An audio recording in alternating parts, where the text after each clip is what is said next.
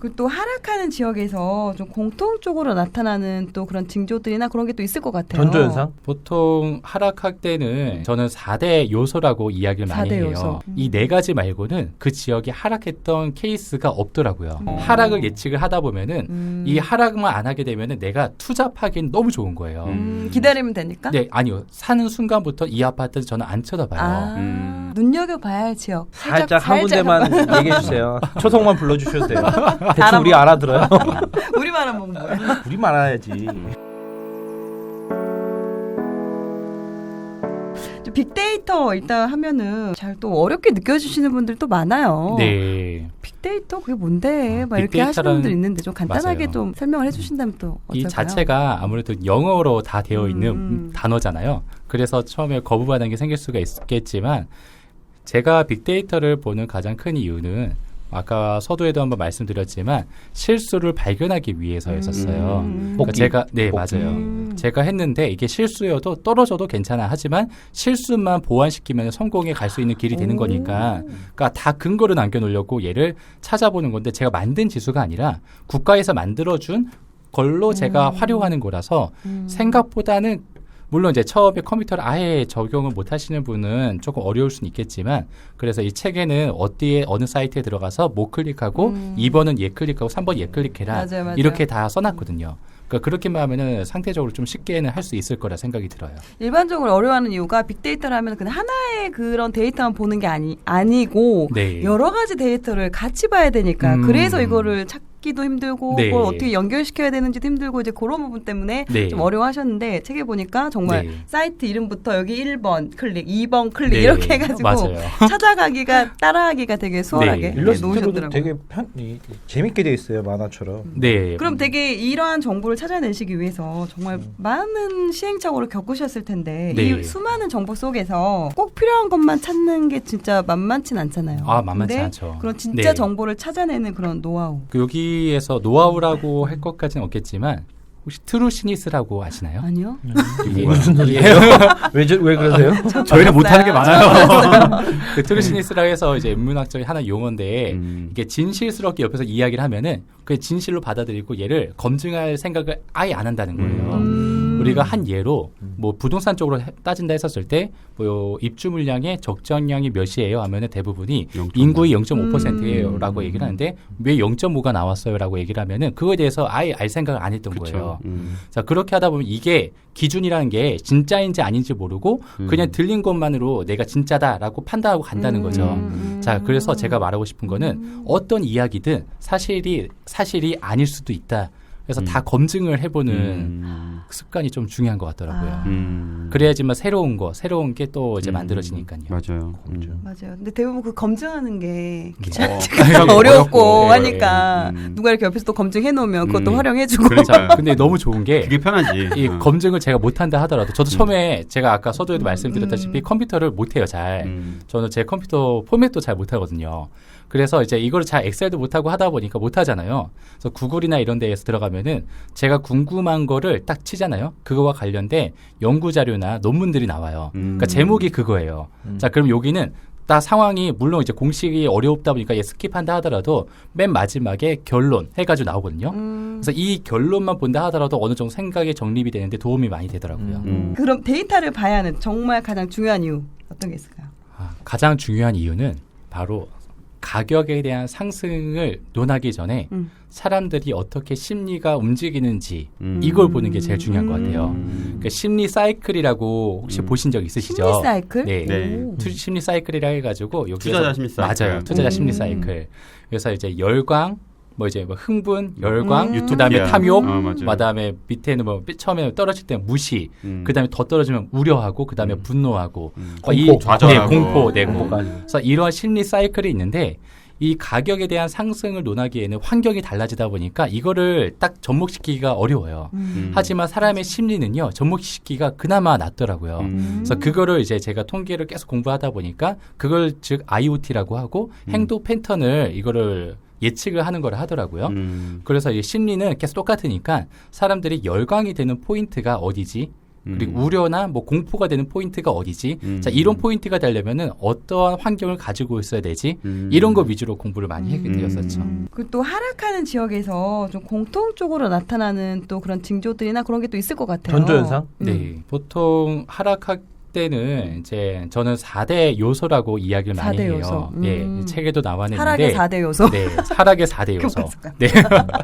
제가 이제 시군구별로 봤었어요. 이제 전국 지표가 아니라 부동산은 어쨌든 국지적으로 움직인다라는 확고한 신념이 있어서 시도별로 아니면 시군구별로 따로따로 보다 보니까 4가지 요인 말고는 없더라고요. 첫 번째는 공급 물량이 많이 생기는 거.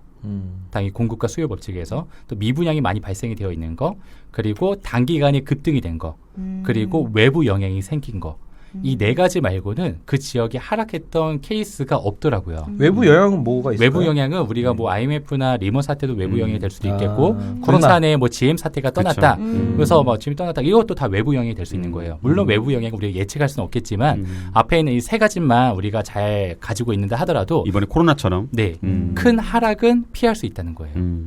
그리고 우리가 뭐 리먼 사태에 사실 뭐 서울이 많이 떨어졌다 이렇게 이야기하고 있는데 리먼 때문에 순수히 리먼 때문에 떨어졌다라고 볼 수는 없거든요. 맞아요. 그때는 이제 미분양은 많이 발생되지 않았지만 그때 우리 송파구에 뭐 잠실 S라든가 등등 그쵸. 해가지고 굉장히 많은 공급이 생겼고 단기간에 급등이 먼저 있었었고 외부 영향 이 3가지가 겹치다 보니까 더 많이 떨어지게 된 거였거든요. 이기 신도시도 그때 입주 시작하고 맞아요. 그랬었죠. 네. 그렇다면 공급량이 뭐 예를 들어서 뭐 한 1년은 별로 많지 않은데 뭐 이것도 뭐 2, 3년 연속으로 이렇게 많은 경우 뭐 이런 것도 같이 봐야 될까요? 저는 그래서 2년 6개월로 합쳐서 봐요. 2년 6개월? 예. 앞으로 2년 6개월? 네. 지금 사는 시점에서 2년 6개월을 합쳐서 보게 되는 이유가 우리 이제 그래프나 차트나 이런 걸 보다 보면은 말씀드렸다시피 하나 보고 하나 보고 막 여러 개 보잖아요. 얘 볼 때는 좋고 얘 볼 때는 안 좋고 하다 보면은 헷갈려요. 그래서 데이터를 보면서 투자하기가 어려운 건데 근데 얘를 무조건 하나로 만들어주게 되면은 등수가 매겨져요. 그러면 울타리가 만들어질 수가 있거든요. 그래서 2년 6개월이라 만든 이유는 제가 만약에 매수를 하게 돼요. 그럼 이 아파트에 처음에 그 가계약금 내고 계약금 내고 계약서 쓰고 잔금까지 가는데 한 2개월, 3개월이 지나요. 네네. 또 내가 매도를 한다 했었을 때 매도를 한다 하더라도 앞으로 미래에 입주할 물량이 3개월 전부터 보통 전세를 막 내는다요. 그래서 내가 가지고 있는 물건의 가격에 영향을 미칠 수가 있거든요. 그래서 내가 2년 동안 가지고 있는다 했었을 때 2년 6개월이라는 그 텀이 있고요. 또 두 번째로는 우리가 입주 물량이라는 이 데이터를 알게 되려면 2년 6개월치밖에 거의 알 수가 없더라고요. 물론 3년치, 4년치도 알 수 있지만 입주 공고가 떴었을 때 입주 예정월 그 써 있는 거 보고 데이터를 가져오는 거거든요. 자, 그러다 보니까 그 뒤에 추가적으로 생길 것들이 더 많다는 거예요. 그래서 2년 6개월 이외에는 안 보는 게 오히려 낫다는 생각이 드는 거죠. 그렇다면 일단 우리 하락은 그렇고 솔직히 하락보다 네. 상승하는 데를 알고 싶잖아요. 네. 상승의 일반적으로. 4대 요소? 상승의 4대 요소 있나요? 상승의 4대 요소를 분석하기 위해서 정말 피나는 노력을 했었어요. 네. 그 며칠 밤도 새보고 오히려 그걸 더 궁금해할 것 같아요. 저라고 제가 왜 하락의 4대 요소부터 했겠어요. 사람인지라. 그래서 상승의 4대 요소를 막 공부를 하려 했는데 이유가 없더라고요. 이유가 갑자기 없어요? 심리적인 게 영향이 너무 많이 있다 보니까 이게 뭐가 호재가 생기든 학군이 좋든 뭐가 생기든 이게 심리가 안 살면은 이 지역에 그게 아무 필요가 없더라고요. 일반적으로 그냥 입지가 좋으면 여기 당연히 앞으로 오르겠지라는 이런 생각들을 네. 대부분 하는데 입지가 좋아도 떨어지는 시기가 있잖아요. 그렇죠. 자, 그러니까 그렇게 서울이 그 공급도 부족했는데도 2012, 11년도에 네. 계속 가격이 하락했잖아요. 네, 맞아요. 그런 맞아요. 그런 거지. 심리가 네. 죽어버리는. 맞아요. 거죠. 심리가 죽으면은 아무것도 필요가 없더라고요. 자, 그래서 이 상승에 대한 요소 찾아보려고 해서 얘를 만들어 놓다 보니까 오히려 이게 저한테 안 좋은 케이스가 된 거예요. 뭐냐면은 이 시간을 너무 많이 쏟다 보니까 과최적화라고 해서 내가 최적화를 만들겠어. 근데 과하게 막 가다 보니까 오히려 이 답을 만들기 위해서 이상한 뭐 알고리즘 따르게 만들어 놓으니까 다 이상해지는 거예요. 그래서 사람이 이상해지. 사람도 이상해지고 건강도 안 좋아지고. 스트레스 받고. 네. 머릿속에서 그래서 막 프로펠러 돌고 막. 또 이제 심플하게 가자 해가지고 상승은 예측하는 게 아니야라고 갔죠. 하락을 예측을 하다 보면은 이 하락만 안 하게 되면은 내가 투잡하기는 너무 좋은 거예요. 기다리면 되니까? 네, 아니요. 사는 순간부터 이 아파트는 저는 안 쳐다봐요. 돈이 또 안 묶였으니까. 네. 뭐. 그리고 얘는 안 쳐다보고 2년 뒤에 그냥 팔겠다 이런 생각하는데 어쨌든 안 떨어질 거야 라는 마음이 가지고 있는 거고 근데 그 중에서 물론 안 떨어진 게 아니라 이렇게 툭툭툭 튀어오르잖아요. 지옥에 나와 있던 지역들처럼. 그래서 하다 보면은 이게 복리 효과가 돼요. 그래서 너바나님 책에서도 보면은 이게 뭐 쌓여 있으면 나중에 2개가 4개가 되고 막 하는 것처럼. 맞아요. 그래서 복리 효과가 되다 보니까 이게 굉장히 또 좋은 투자 방법이 될 수도 있고 또 내 건강과 또 가족과 이런 것도 같이 신경 쓸 수 있는 투자 방법이 될 수 있는 것 같아요. 상승 같은 경우는 뭐 예상하기가 어렵다라고 하시는데 다른 지역 모든 지역들이 또 하락할 때 또 그중에 또 상승하는 지역을 또 찾고 싶을 때는 어떻게 해야 그때는 할까요? 이제 거래량을 좀 많이 보는 편이에요. 거래량, 매매 거래량? 네, 매매 거래량. 그러니까 전세 거래량 같은 경우는 우리가 이제 다시 한번 또 갱신하게 되면은 그 거래량이 다 포함이 되지 않아요. 계약서만 쓸 뿐이지. 오, 그러네요. 아, 그래요? 그래서 아무도 모르네. 예. 그래서 이거를 가지고 하면 오차가 범위가 커지더라고요. 그래서 매매 거래량 위주로 가는 것도 이제 그런 이유도 있고 묵시적 갱신도 있고 하니까. 맞아요. 맞아. 그래서 이제 이 매매 같은 경우는 거래량이라는 게 사람들의 행동 패턴을 분석할 수 있는 유일한 방법이거든요.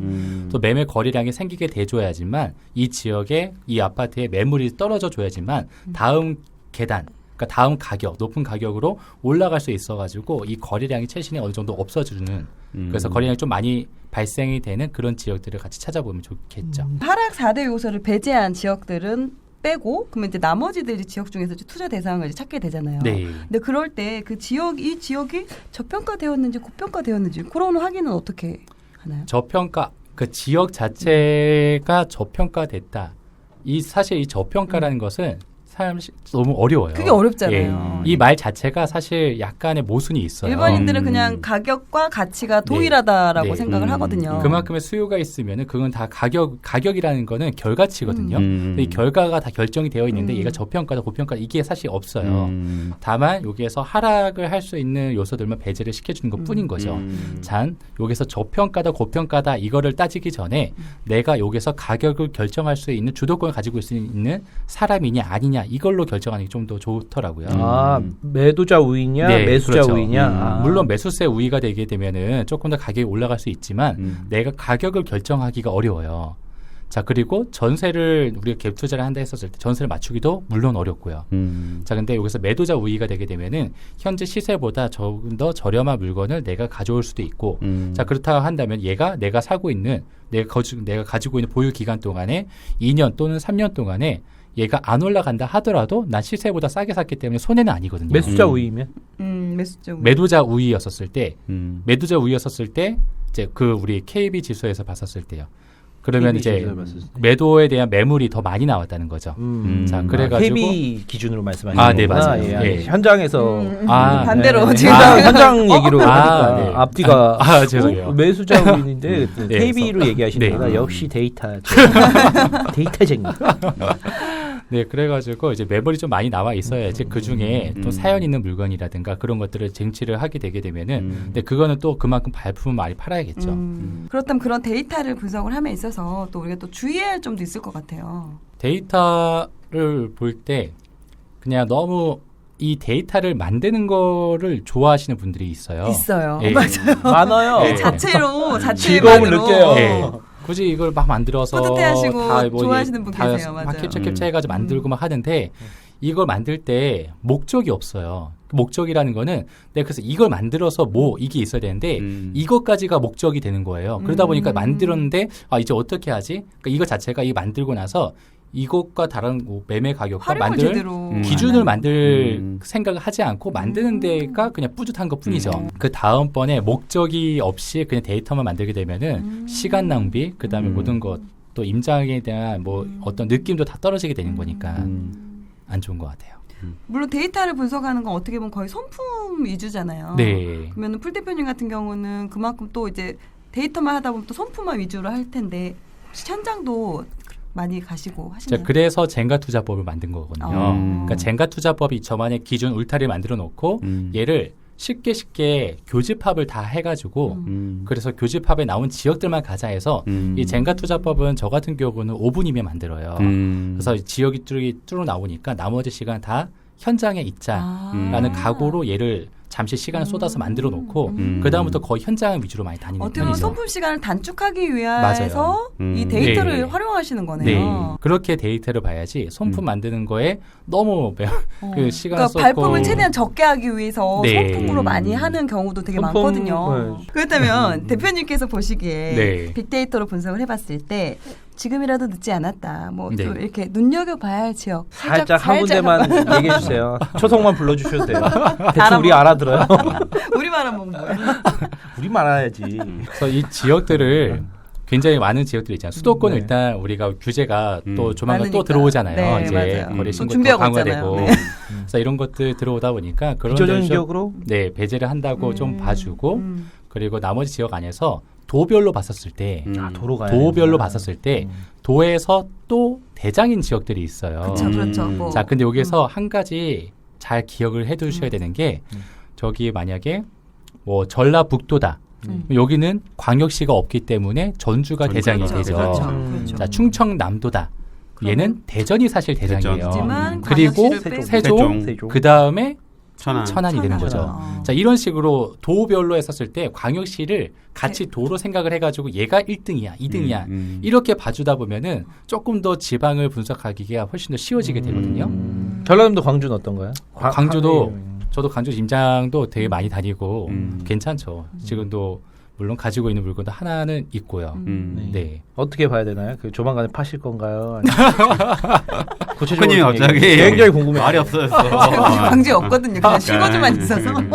예, 어떻게 해야 광주, 지금이라도 예, 움직여야 되나? 광주 앞마당 넓혀야 되나요?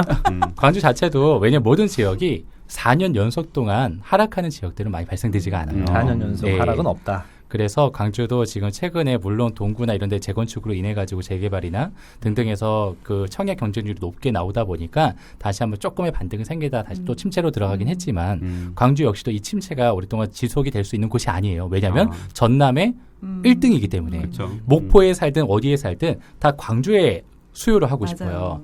들어가고 싶어요. 예, 그럼. 광주는 그래가지고 그 사람도 광주에 살잖아요. 그분도 전국에서 주택수를 가장 많이 맞아요. 가지고 맞아요. 있고 네. 그래서 1등도 2등도요. 자 그러다 보니까 광주에 대한 그 수요가 생각보다 우리가 알고 있는 것보다 훨씬 더 크다는 거예요. 그래서 그 정도의 생각을 가지고 뭐 모든 지역을 좀 관심 있게 먼저 보셔야 되는 게 중요하고 일단 나만의 그 지역을 봤었을 때 아 내가 이 지역에 투자를 한다 했었을 때 혹은 내가 여기서 실거주를 한다 하더라도 나만의 20개 탑 20 이 정도의 아파트는 선정을 해놔야죠. 아, 단지를. 네. 아, 그게- 20개가 단지예요. 그 네, 지역이 아파트. 아니라. 그걸 선정을 그 하지 지역에 않으면 20개 정도의 단지를. 그렇죠. 한 지역마다요? 그 지역마다 그렇게 그렇게 하지- 전국이면 전국이면은 모든 지역을 다 수백 해야겠지만 개. 단 그래서 저는 젠가 대장. 투자법을 활용을 해가지고 뺄 건 빼고. 이 지역 안에서 탑 20를 다 만들어 놓고 그러면 내가 이 지역 임장한다 하더라도 이 동선이 만들어지잖아요. 그러니까 가다 보니까 이것도 제가 임장 시간을 줄이는 거 이걸 좀 많이 생각을 많이 했거든요. 페이퍼. 탑 20가 그 이제 그 물건의 가치예요, 아니면 투자 가치로 보시는 거예요? 투자 가치로 보는 투자 거죠. 가치로. 예. 아, 랜드마크 아니고. 네. 랜드마크도 될 수 있죠. 왜냐하면 이 지역에 선도될 수 있는 아파트가 그러니까- 돼야지만 되는 거니까요. 그러니까 선도 20이 랜드마크 20이 아니라 투자 가치로 보시는 거죠? 네, 투자 가치요. 아, 근데 랜드마크에서 투자 네. 가치 있는 아파트도 있는 네, 거고. 우리가 늘 이야기하는 랜드마크는 이제 매매 가격의 상위 네, 이 정도로만 네. 보는데 사실 실거주로 보게 되면은 가정- 전세 평당가가 높다거나 혹은 전세 거래가 많다거나 혹은 여기 주변에 뭐 학군을 본다거나 다른 걸 같이 봐야겠죠. 그래서 얘를 같이 보아야 되다 보니까 데이터로 보기보다는 얘를 한번 지도로 한번 살펴본 다음에 이거를 미리 선정을 해놓으면은 그 다음부터 편해지게 되더라고요. 가성비나 투자 효율로 보시는 거네요. 네, 맞아요. 그 동네 유명한 아파트가 아니라. 네.